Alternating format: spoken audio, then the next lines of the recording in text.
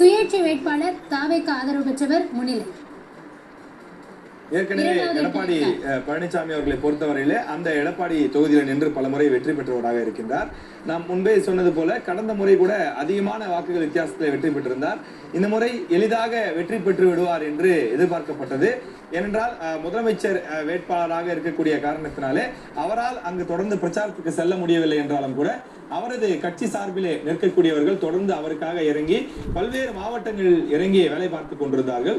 எனவே அந்த உழைப்பு தற்போது அதிமுகவிற்கு குறிப்பாக எடப்பாடி பழனிசாமி அவங்க எடுக்கிற முடிவுல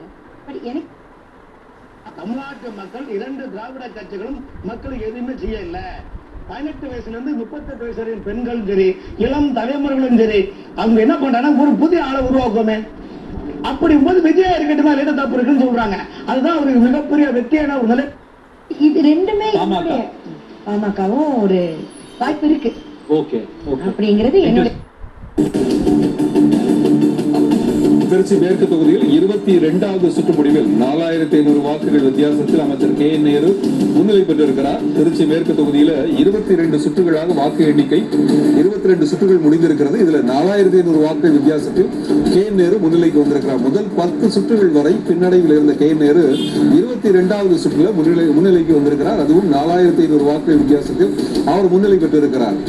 திருச்சி மேற்கு தொகுதியில் 22வது சுற்று முடிவில் 4500 வாக்குகள் வித்தியாசத்தில் அமைச்சர் கே என் நேருவுக்கு முன்னிலை கிடைத்திருக்கிறது. முதல் 10 சுற்றுகள் வரை முன்னிலைக்கு வர முடியாமல் தவித்த கே என் நேரு இப்போது முன்னிலைக்கு வந்திருக்கிறார். அவரது 22வது சுற்று முடிவில் அவருக்கு முன்னிலை கிடைத்திருக்கிறது.